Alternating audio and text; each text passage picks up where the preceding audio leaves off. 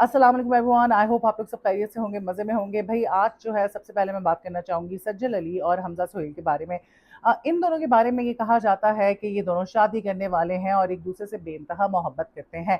ये सब बातें उस वक़्त हुई जब इनके पहला ड्रामा आया, 2 ड्रामे इन्होंने किए बैक टू बैक और दोनों ड्रामे हिट थे।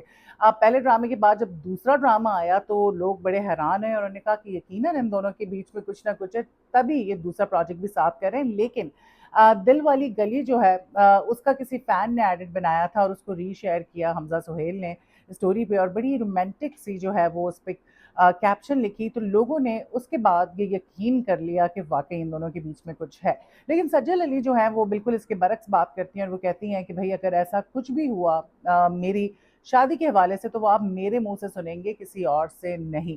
ख़ैर हमने फिर देखा कि लाहौर में जब ख़ाक़ान शाहनवाज़ और सबीना सैयद की शादी हुई तो वहाँ पे भी ये दोनों मौजूद थे और मुख्तलिफ़ मौक़ों पे हमने इन दोनों को साथ देखा। देखिए इश्क मुर्शिद के बाद हमने बिलाल अब्बास और दुर्र फ़िशां को भी साथ बहुत मौक़ों पे देखा। जब सेट पे जब आप इतना टाइम गुज़ारते हैं तो फिर आपकी अच्छी ख़ासी दोस्ती हो जाती है और वो फ़ैमिली वाला एनवायरनमेंट होता है ज़्यादातर सेट्स पे, क्योंकि सुबह से लेके रात तक आप काम कर रहे होते हैं और बड़ी टफ़ जो है कंडीशन होती है जिसमें आप काम कर रहे होते हैं।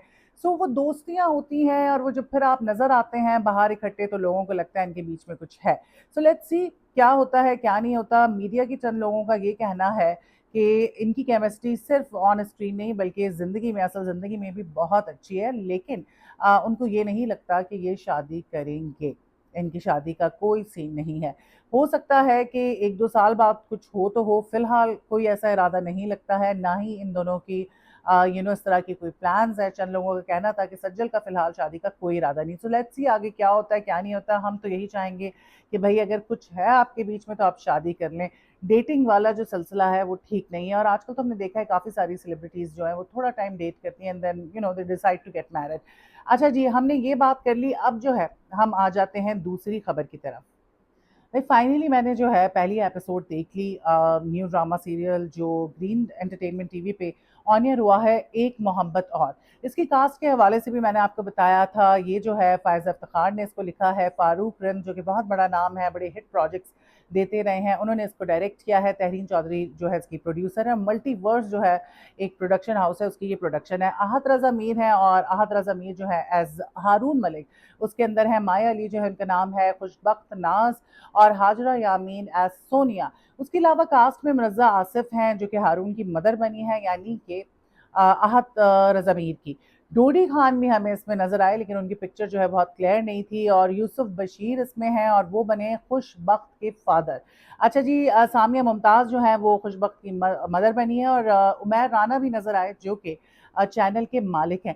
कास्ट और भी है, कुछ नए फेसेस भी हैं और मैंने पहली एपिसोड देखी। जब एपिसोड शुरू हुई तो शुरू के 5-6 मिनट ये लगा कि कोई सिटकॉम है और कोई हँसी मज़ाक, फ़ज़ूल के जोक्स और ओवर एक्टिंग, बस यही सब कुछ हो रहा था। तो मुझे समझ आ गया कि यार ये ड्रामा मेरे टाइप का नहीं है।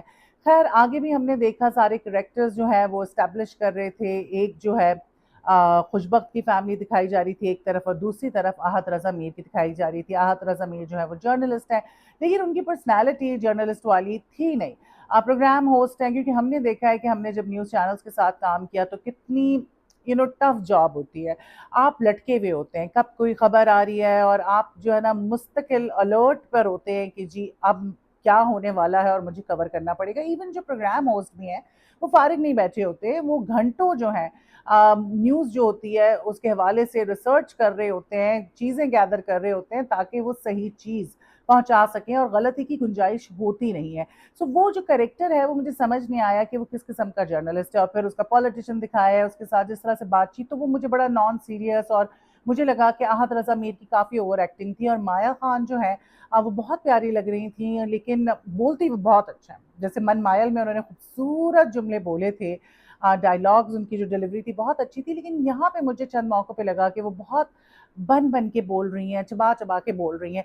खैर मुझे जो है पर्सनली नहीं पसंद आया। नूरुल हसन जो है वो अहद रज़ा मीर के फादर का कैरेक्टर कर रहे हैं और उनकी क्या कमाल की एक्टिंग है। उनका एक सीन आया और उसमें वो हमेशा की तरह बेहतरीन एक्टिंग कर रहे थे। मुनज़्ज़ा आरिफ भी हैं इसमें। अच्छा, मुझे कुछ उनकी एक्टिंग समझ नहीं आई, उनकी भी एक्टिंग बहुत ज़्यादा लाउड थी। समिया मुमताज़ जो है उनको खुशबख्त की मदर दिखाया गया है, उनकी भी एक्टिंग मुझे बहुत लाउड लगी। मतलब सब ना बड़े शोखे हुए हुए हैं, बहुत ज़्यादा शोखे हुए हुए हैं।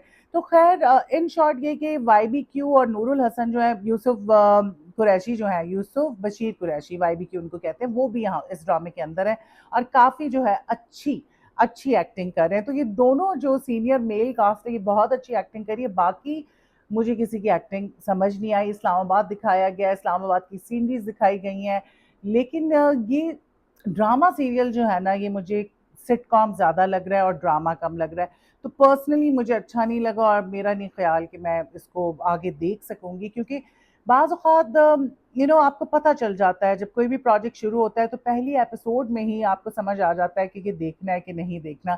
सो मुझे नहीं लगता कि मैं देख सकती हूँ। खैर अगर आपने देखा है तो आप बताएं कि आपको कैसा लगा, आपको स्टोरी कैसी लग रही है कि आगे कैसी होगी, आपको एक्टिंग किसकी अच्छी लगी और किसकी नहीं लगी। अच्छा, माया अली का दिखा रहे हैं, डोडी को थोड़ा सा दिखाया था, ब्लर किया हुआ था कि माया अली का रिलेशनशिप सही नहीं चल रहा और घर वालों से भी उसका कुछ इख्तलाफ तो नहीं लेकिन कुछ शिकायत है। तो अभी बहुत सारी चीज़ें इस्टेब्लिश नहीं हुई हैं, लेकिन कैरेक्टर्स जो हैं वो सारे उन्होंने इस्टेब्लिश कर दिए हैं और समझ आ गई है कि आगे क्या होने वाला है। It is very predictable. ज़्यादा नहीं बताना चाह रही, क्योंकि अगर आपने देखना हुआ तो फिर आपका मज़ा ख़राब हो जाएगा। मीरा जी का एक क्लिप वायरल हुआ हुआ है जिसमें एक रिपोर्टर जो है मीरा जी के बारे में जिस तरह से उनको इंट्रोड्यूस कराता है, वो तरीकाकार इंतहाई घटिया और नामुनासिब था। और उसमें वो बात शुरू करता है कुछ इस तरह से कि पाकिस्तान की सबसे बड़ी साइको, जिन्होंने साइको मूवी करवाई और उसमें भी वो साइको बनी हुई थी, उसका अंदाज इंतहाई बुरा था। और मुझे समझ नहीं आता ये कैसे रिपोर्टर्स हैं, इनकी तरबियत नहीं की जाती, इनके हाथों में माइक थमा दिए जाते हैं और इनको भेज दिया जाता है कि लोगों के इंटरव्यूज़ लो। मसला ये है कि हमारे पास इतने सारे टीवी चैनल्स हैं, जिसके पास लाइसेंस आता है वो पैसे अपने ब्लैक मनी बेसिकली वाइट करने के लिए चैनल खोल लेता है। और फिर वो लोगों को जब हायर करता है तो यहाँ पे इतने तरबियत याफ्ता जो है वो जर्नलिस्ट है नहीं पाकिस्तान में, उनको किसी किस्म की एजुकेशन नहीं दी जाती, उनको जर्नलिज्म सहाफ़त के बारे में कुछ सिखाया नहीं जाता, बताया नहीं जाता जिस तरह हमारी ट्रेनिंग होती थी, जिस तरह हमने मेहनत की है।